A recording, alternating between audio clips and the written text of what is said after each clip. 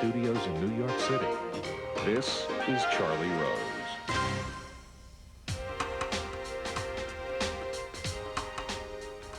This year marks the 10th year anniversary of The Shawshank Redemption, a film that was nominated for 7 Academy Awards.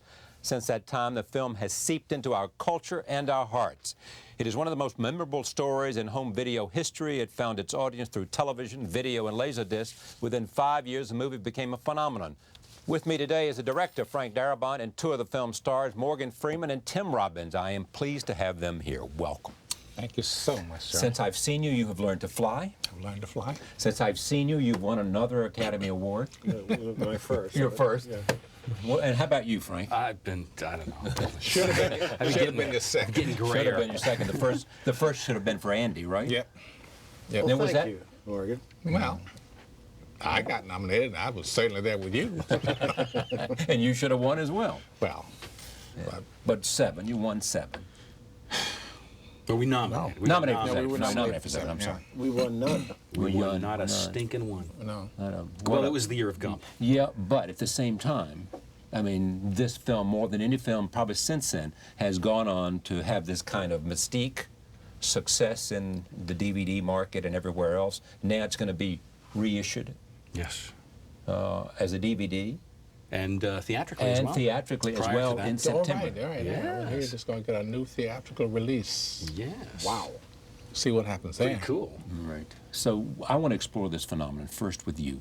Take me through a Stephen King novella to a script. That was a process of actually beginning about 5 years before we shot the movie, of getting the rights from Steve King. I had done a short film based on one of his short stories, so he knew me and knew of my work, so I asked him for the rights to this. I think he was intrigued because it seemed so unlikely a movie that he actually said yes. It took about 5 years to get around to it, but then I sat down and wrote the script, 8 weeks flat, took it straight to Castle Rock. They read it, took it to them because of Rob Reiner, really, and because of Stand By Me, which was also a Stephen King story, and a very delicate material. I figured if anybody got Shawshank, it would have to be them. And they did, and I had just nothing but wonderful support from them from that moment on. So this was a movie easy to sell once you had a script. Yes, with Castle Rock out there, absolutely. And thank God for them, really, because it might have been easier to sell to another studio, but then who knows exactly through the development process, what might have wound up on screen. Castle Rock left it alone and let it happen, which is rare. How is the movie, in terms of script, different from the story that Stephen King? For example, Red is an Irish, what else? He's a white Irish guy. White Irish guy. Hey, wait a minute. Wait a minute. He didn't say he was white Irish. It could have been black Irish. Should have been black. Absolutely. Some parts were enhanced. Yes. You killed off some characters that weren't killed off by. Yes, indeed. The Gil Bellows character, the young Tommy Right. character, was not, gotten rid of quite so dramatically as in the film. But these are the screws that you tighten, really, when you adapt a script. The James Whitmore character didn't actually exist in the Steve King story. That became a big thing. It became actually the narrative, the thematic spine, I think, to the narrative was the James Whitmore character, really to be illustrative of the theme and what these guys, the equation these guys were balancing. The Andy character, Yeah. pretty much what it was. Yes, very close, very close. Although Steve King did describe him as a little guy. Yeah. Is that it? No 6'5" right here. No, Yeah. no. Little guy, white guy. I totally, went opposite. Now, on the both idea counts. to have the narration from Red, Yeah. was that there? That was very much a function of the voice that Steve King used to tell the story. It was a first-person narrative. In a sense, the story was narrated by Red. And that voice was so strong and so present in his story, and I really couldn't imagine the movie without it. So when I adapted the script, I followed that as my path. And then, luckily, we had this man's voice. Exactly. We'll get to that later. Yeah, More exactly. about that later. So Yeah. casting. So you know your script, you know your narration. You know what you want to do with this film. Yeah. You go to him and Yeah. you send him a script. Yeah. He's your first guest. Yeah. You saw the script. Mm-hmm. Liked it. Loved it. They just sent me the script, and so They didn't say the job is yours. They said read this. yeah, read this, and I read it. My agent had sent it to me, and I said, "Oh, this is fabulous." And I said, "Okay, who they want me to play?" He said, "Red." I said, "You're kidding?" I said, "Oh, that's the part." Now, why did you I say never knew that. you're kidding? That's the whole shebang. That's the movie. Yeah. I mean, that. So why is that Morgan Freeman? drives the whole thing. It sets the tone for it. Yeah, it's his integrity establishes- that is the core of this movie. Well, it's yeah. Yeah, Frank, am I right or not? Absolutely. Yeah. So why were you surprised they wanted you to play that character, or were I'm you? always surprised when they give me a good role. I'm always surprised. Even It's just- today, huh? Even today, yeah. You know, it's just. And when you see one, you just say, yeah, you just hug it and you say, just- yeah, I'll do it. Yes. And so you get the script. Yes. Is this as good a script as you've seen? I mean, is this is a script that comes along once every generation or once Yeah. every decade I or would once say every that's something? probably the best script I've ever read. I take credit. I take credit. For what? Bringing him in. You were his idea? He was your idea? Was it? What? Yeah.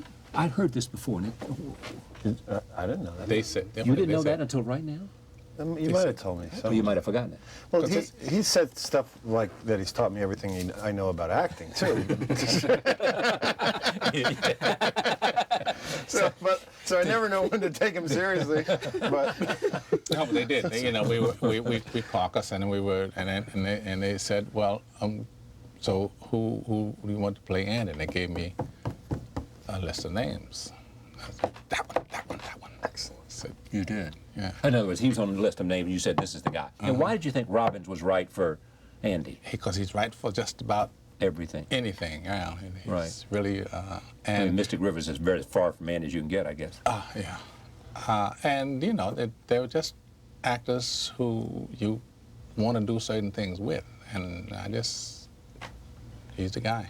Now, is this the way you operate? You show your lead here a list of people that might be associated with him, whatever the largeness or the smallness of the role is, and say, tell me how you feel about this? I solicit ideas from everybody around me, and certainly asking the actors who are already committed who else they might have in mind is never These a are bad people idea. we're thinking about. That's what Yeah. these are people Yeah. we're thinking about. Absolutely. Which one of these would you But feel comfortable the same with? would have been true had Tim been cast first. You I'm would've sure said we who? would have gone through the same process, not just as a courtesy, but No, hey, it's what do you part of think? the- Now, Who's- suppose Morgan's where do name you didn't think fit on the list. Would you have chosen him? oh, absolutely. He's better not say it right now. Yeah. What did I tell you when I first met you? No. Yeah, electric company, baby. And how many years have you been hearing that? See, all my life, I don't- But it was really seriously just the script. There's no. You probably wouldn't have had any problem with other studios because the script is just it's a blueprint for great script writing. It's Yeah. really if you're studying script writing, it's the one. Okay, to but read. tell me what that means. I mean, it means the characters and what they say. It all And rolls off the page. The descriptions are great. The visual, your idea that you get of what it is visually, you get the tone in the writing, you get the character development. There's all the right things are left out, which is a hard thing to do. Mm-hmm. You know, the subtext that some writers have a tendency to want to put in there, just lays back on it. You know, each of these characters has secrets and that you want to know about, and you don't know what the real thing is. You don't know if this guy's guilty or not. You don't know what my secret is for the whole thing. So there's all these little things in it that added up to just a tremendous script. And it moves. It just moves. You know, it covers what 20 years, 20 years, yeah. and you can tell that amount of time is going. That it's not like, oh well, just a minute ago there was so and so. You know, I mean it has the arc is clear. Does this also mean that an actor can really do his, I mean, not only you're given the page, but then you can do what you bring best, which is surprise, creativity to the part? Yeah, I think when you read a script like this, each page is painting you. Yeah. You know, is filling you in. All of the dots are being connected for you. And it's what makes acting a joy when you get to do it. You get a script that says, it's all already there. We don't have to go and sit and say, okay, how are we going to get this across? Because it's done. It's Tell me done. about your You know that intuitively. You know? Tell you what? Tell me about your character. Red? Yeah. He's, I thought he sort of Red as a guy who just took life as it came. He made one serious error. He married the wrong woman. Because whatever she did, she pushed him all the way to the brink of himself. And he stepped over the line, saw it. They sentenced him to life in prison, and he said, that's, okay, that's it, that's what it is. I'll deal with it. I'll deal with it. So, of course, you always want to get out when you're in. If you have a parole possibility, you know, you try it. I love the moments when he was before the parole board. Those are my favorite moments of your acting in any movies. Those three scenes that are the progression of those appearances years. before the parole board. Before the parole board, yeah. Those three scenes, I think, are as good as it gets. I just love what Morgan did in those scenes. What was it he did? He described the trajectory of this character, of this man's life, so beautifully, and in doing so, also described the trajectory of the movie's theme so beautifully. To get to that, especially that last scene where he comes to this complete and utter acceptance, just completely owning who he is, what he has done, and what this whole experience has been, inspired by the example of this man's character, and just all the BS is gone, and it's this so man's character beautifully. leads him to the final parole hearing. Yeah. And he can do what he did and say what he said. Yes, exactly. What's the theme of this movie? You said this reflects the theme. That's work on it. Yeah, we're working on it, baby. I'm still trying to figure it out. Oh, you've had this question before. Well, so I think that the best movies really leave that for. And this is not the cop out on the question, but I think the ones that I love the best are the ones that let the audience bring that answer to the table. Ultimately, it's what does the movie mean, not to me or to us, but to you and to the people who've seen it. And that's really fascinating because we've gotten some amazing reaction. I'm sure you guys have as well. Yeah. Some amazing reactions through the years. The film seems to be something of a Rorschach for people. They project their own lives, their own difficulties, their own obstacles, and their own triumphs into it, whether that's a disastrous marriage or a serious debilitating illness that somebody's trying to overcome. They view the bars of Shawshank as a metaphor for their own difficulties and then consequently their own hopes and triumphs. And people really do draw strength from the movie for that reason. Yeah, go ahead. No, I was going to say one of the lessons of the movie is that you can't overcome adversity. You can. You can. You can. And it starts inside yourself. It starts with, and that's the catalyst for that. And he's the catalyst for that. Because what happens to him? You give me this sort of who is Andy and how does he overcome? Andy is probably the only innocent person in Shawshank. Everyone says they are, but he is there, shouldn't be there, but finds a way to survive. And the way he finds a way to survive is through a very slow trajectory. A 20-year plan that he will get out. But in order to survive, in the meantime, seeks stimulation, music, art, literature, and tries to inspire that in people around him. An idea of hope. And there's that scene in the dining room where he talks about hope. And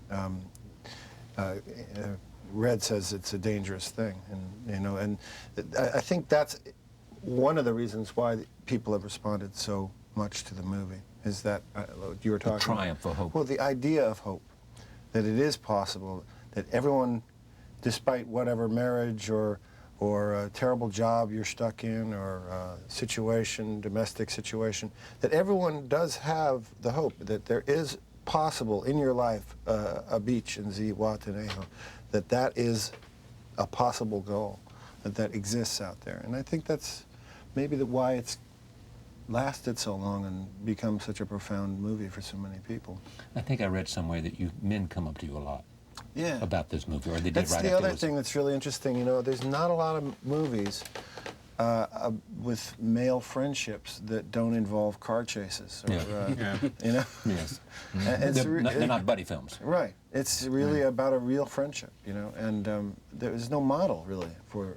So it's hope, so it's friendship, of themes that come out of this. Friendship is a big one there, because a lot of people have told me that the big moment for them, the moment they cherish, the one moment they take away with them, is the moment that Red finds the box at the Abyssinian Rock.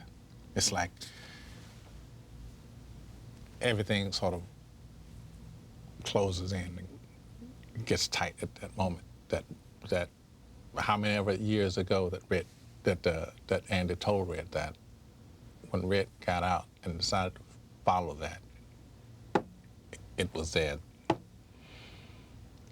That was very, very important to people. Yeah. Very important. Let me go to my first scene. This is Red at his parole hearing. I know this is the last one. This is the last one, and listen to what he says. Ellis Boyd Redding, your files say you've served 40 years of a life sentence. You feel you've been rehabilitated? Rehabilitated? Well, now, let me see. I don't have any idea what that means. Well, it means you're ready to rejoin society. I know what you think it means, Sonny. To me, it's just a made-up word.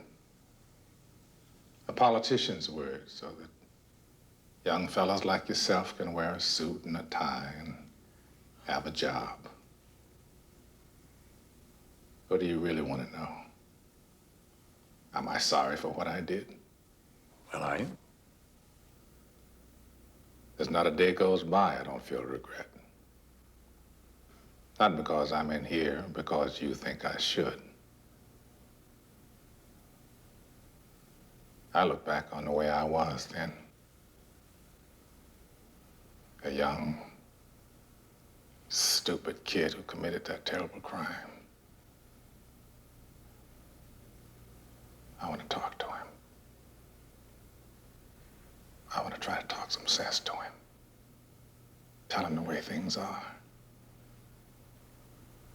But I can't. That kid's long gone, and this old man is all that's left. I gotta live with that. Rehabilitated. It's just a bullet word. So you go on and stamp your form, Sonny, and stop wasting my time.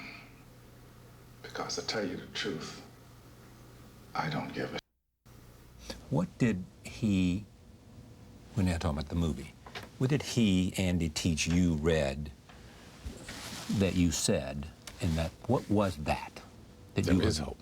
There is hope. There is hope. He's out. Because he's out in his mind. He's out, period. He's out. Outside, gone. Yeah. That was a feat. That was... You were there. That was something. 20 years of tunneling. Just one man with a little ice axe, chipping away at solid rock. That's... To make up your mind to do it, you can do it. How do I know? My friend did it. Your friend did it. I love the effect that has on him in this scene, though. Because he's a man who's got no more lying left in him. He's got no more masks. That's what I'm saying. I thought that was part of it. And he is so totally There's a guy who's to some degree already free because he's been completely liberated to the point where he can look these guys in the eye and tell them exactly what he thinks. It was just noticing that, and it's such a beautiful performance there. But did you notice how slow that dolly was? Mm-hmm. That creep in? Yeah. It was just, he started around here, mm-hmm. and by the time you had finished, it was here, and it had been about 2 minutes. I don't know. It's very, very because difficult. I was thinking That's about a very difficult when I was watching that, I thought you were just holding it. I was saying, boy, Frank is just holding that shot. He's going to be there for the entire point. Yeah, but I love when that happens because when you get to see a performance like that without cuts, where you see the development of the line, where you see it's not manipulated with someone else's emotions, just to allow the actor to keep going forward. I love that. It's thrilling for me, those scenes. Scene like between the two of you in the shadow of the shadow of the prison wall, when you guys are talking about Mexico, when you're talking about your dream of roll tape. I played a mean harmonica as a younger man. Lost interest in it though. Didn't make much sense in here. Here's where it makes the most sense. You need it so you don't forget. Forget? Yeah, forget that there are places in the world that aren't made out of stone, that there's something inside that they can't get to, that they can't touch. It's yours. What are you talking about? Hope. Hope. Let me tell you something, my friend. Hope is a dangerous thing. Hope can drive a man insane. It's got no use on the inside. You better get used to that idea. Like Brooks did.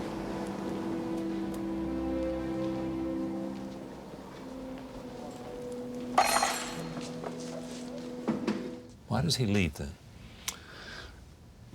And was We that got word that Brooks had killed himself. Right. He got word he killed himself outside because he'd been free. Right. And in fact, he was an institutional man. Don't want to hear this kind of stuff. And it's true, you know, you're in here for life. You're in here for life. Hoping you'll get out is a waste of time. Total waste of time. Bring your mind here. Deal. Or you'll go crazy. Oh, you're going to go insane, yeah, you know. But your character has courage. He doesn't seem like a courageous guy when you meet him. He seems like a guy, you don't know who he is. You know he's been victimized by this events that lead him here. Mm-hmm. But up on the roof, an extraordinary scene on the roof where you could have been pushed over and nobody would have known different. But you live by your wits and by your courage as a character. I think the wits, yes. I'm not so sure about the courage. I think in those moments, like he does that, and there's the moment where he locks himself in the warden's office and plays music and knows he's going to get punished. I think he just needs to feel alive. I think it's that thing that happens in institutionalization where your senses get deadened and you just need to burst out of it and feel alive, to get a beer on the roof. Yeah. Or the goals are simple, you know, to get some beers from my buddies and to hear some Mozart. That's after the fact. I think initially this was a desperation not to get thrown off the roof. I tell you what I can do for you. I can do something for you. Right. Well, yeah, I think he knew he was going to propose that. He didn't think he'd be on the ledge so soon. Oh. But I think he knew that he had formulating a way to. Yeah, he was gonna propose this plan in order to it's a very simple goal, but just to feel alive, just to shake it up a little bit. I don't know if that's courage or maybe it's just out and out recklessness. It is defiance, and defiance, some would say, is freedom. Yes. How much directing is here? I mean, to listen to them, they are so caught up in we're all caught up in the characters, you know, because it touches our lives and makes us think about things, emotional things that hit the heart, having to do with being alive, having to do with hope, having to do with defiance, having to do with love, friendship, you know. Well, there are all those issues certainly that you carry in your. You've both directed, Right. so you. Yeah, I heard him directing when he's talking about the. Clearly there was a man that thinks about directing. You're always trying to maintain those conceptual thoughts, aren't you? Yeah, those emotional issues, those thematic issues in your head. But at the same time, you've undertaken this huge technical challenge as well, and you're trying to just stay alive, day by make your days, and so you're balancing that big technical challenge, really, which any film is, with those finer, more ephemeral things, and it gets a little schizo sometimes, I find. Two things. Number one, this film was not received universally as a big money winner, a big, huge critical success. More critical success than financial success in the beginning. We got extremely well reviewed, except in a few key areas. So the perception was we hadn't gotten well reviewed at all. Because the 5 reviews that people read across the country are the ones that kicked our butts. From big papers. Yeah. Like the LA Times and the New York Times. New York Times. Yeah, for some reason we just. Thus has it ever been. Chicago Sun-Time. Roger Ebert. Yeah. Didn't like it. He did. He did like it. That's what I thought. Yeah. And then wrote a review, like when Green Mile came out, wrote a new review for Shawshank, which was Green Mile is even another better, film that Frank did. Yeah. But that's the way it's always been for my movies. Green Mile, Majestic, same thing. Did well in DVD sales. The Sacramento Bee loves the movie, and so many other folks who saw the movie loved the movies. But those like key Kenneth Turan in the LA Times hates me, and you just can never get a good review in those very visible places. But that's not the point. The reviews really aren't the point. But is this the point? What counts is what the public thinks, and there we've had enormous. But did you have it in the beginning? For the people who saw the movie, absolutely. Yeah. No, word of mouth was good, so they liked it. But they liked it. Were there lots of them? In other words, was the box office success? It's not enough. No. When you have a movie, if you don't get immediate over the first weekend. Crackle word of mouth that you must see this movie right away. Yeah, kind of stuff, if you don't get that right off. There are a lot of people who went and saw it. I remember guys telling me, "Boy, that was a great movie." I told my wife about it, and she said she didn't want to go see a prison movie. So you don't get. And then there was the problem of the title. Yeah. Yeah. I saw this movie. It was really terrific. It's called. So that's it. That's what it did right there. I like his riffs on this. Yeah, what? Oh, God. I had someone else the other day. Scrimshaw retention? Or? Scrimshaw reduction. Yeah. Hudsucker reduction. I did, got that. Somebody said I saw you in Shawshank, man. Shawshank. I get Shawshank reduction, Shawshank redemption. Redemption. Shawshaw. Shawshank Sham. But you weren't worried about this when you kept the title, huh? To this day, nobody suggested a better title to me. I did. I suggested. What did you suggest? I said, "Why are you?" Red Story. No. The title of the story is Rita Hayworth and the Shawshank Redemption. Just keep that on the poster. Rita Hayworth and the Shawshank Redemption. They See, said, I think that's a good well, idea. it won't fit on the marquee. Rita Hayworth will fit on the marquee. Rita Hayworth. ... On down here, when you look down here on the one sheet, Rita Hayworth and the Shawshank Redemption. Oh, you remember Rita Hayworth was the cover for The Digging. Yes. When did you know that this was something special? While you were shooting it? I mean, was it apparent there in that prison? Where was the prison? In Ohio? Ohio, Mansfield, Ohio. And it was a terrible death place, wasn't it? I mean, it was an awful prison. It was an awful place. It had been deactivated about 3 years prior to our coming there to film, and was really we were forestalling a date with the Wrecking Ball. They were going to tear the place down, or most of it at any rate. And it had, I remember, well, we all felt it, and Tim also, I remember, said it best, really. I think that you just felt the weight of all that sadness of all those years, and it seeped into the stone of this place. It came from my son. It came from your son. That's right. I remember. He walked in and he said, "This place is very sad." Yeah. And I don't want to be here. And it was seriously palpable, the pain that was in that room. You could really feel it. Cells, very, those very tiny cells. Yeah. Weep. Cold. Cold. Yeah. Yeah, it was quite a place. How'd you get it? I I was asking around, you know, of every film commission in the country. You got a big empty prison. We need to go shoot a movie, and we had two choices. One was in Ohio, and one was in Nashville. I wound up using the Nashville one for Green Mile. Yeah. But when Morgan sat down at a table to read, when you had your actors come together, because you wanted them, my assumption, coming to this, because these were people who knew each other. So you wanted there to be some chemistry among your actors, right? Oh yeah, absolutely. Before you shot your first scene. These guys, particularly, the whole movie lived and died whether or not they had chemistry. And what I love watching those clips is seeing again that chemistry was so palpable and so there. But it's a bit of a roll of the dice because you don't know when you're casting necessarily, whether that chemistry is really going to be there. Well, there are people that cast husband and wives, and it turns out it doesn't. Yeah, exactly. You know that, don't you? Roll tape. This is what I love about it, among 100 reasons. It is about friendship, and it's about conversation. It is about the power of words, giving flight to emotion, ideas, qualities. Human qualities. Roll tape. In here, I'm the guy who can get things for you, sure, but outside, all you need is the yellow pages. Hell, I wouldn't even know where to begin.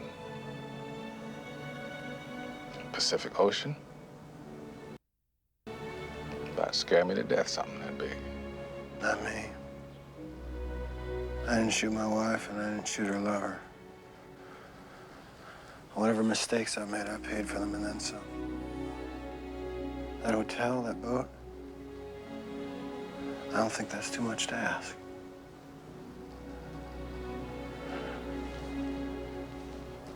I don't think you ought to be doing this to yourself, Andy. This is just pipe dreams. I mean, Mexico is way the hell down there, and you're in here, and that's the way it is. Yeah, right. That's the way it is. It's down there, and I'm in here. I guess it comes down to a simple choice, really. Get busy living, or get busy dying. Did you like the way he shot that? Yeah. I did too. Yeah. It was one of my favorite days of filming. Because? Because of what you were saying before, is just the sheer, and like that scene in the the sheer simplicity of pointing the camera at the actors and letting them do their job, taking the text, finding the subtext, and delivering it. When you're directing, this oftentimes it's like leading a three-ring circus. But there are days like that. And I remember very distinctly the day we shot that, me just sitting on an apple box and just staring at these guys for hours, and they were showing me my movie again. You know, the one I had in my head when I was there alone at the computer writing it, doing the adaptation. They were showing me my movie again, and it's so lovely to be reminded from time to time in the three-ring circus of directing a movie what your movie is. And that's the essence of the movie there, you know? So I didn't really have to do a damn thing that day. I just had to make sure the camera was in focus and sit and watch these guys do their brilliant work together. That was a real thrill. How many takes for that scene? Not a lot of that, I don't think. I can't remember. Not that We many. did maybe 4 Three. or 5 or something like that. Maybe. Yeah, I remember 3. Might have done 4 or 5. Mostly. I'd have That's to one of those moments when in your shooting, that like you say, that scene is really the movie. So all the stuff you've been doing leading up to it, once you get to that day when you're going to do that, it's there. It's ready to go. You don't really have to spend much time agonizing over it. Whereas if you scheduled that in the first couple weeks, it would have been impossible. It wouldn't be so much. You wouldn't have learned, absorbed, felt.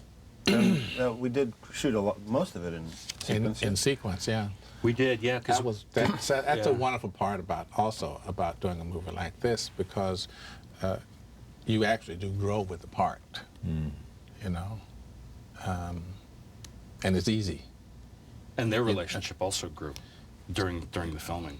Their relationship as human beings. Just as just as friends, just as to Tim and Morgan, the actors, sort of bonding as people. And that, I think, showed up in the characters as well. It was a great advantage to be able to shoot in. We weren't in strict continuity, but we're definitely in continuity of years. So we would shoot out, say, 1947, and then move on to 1950, whatever.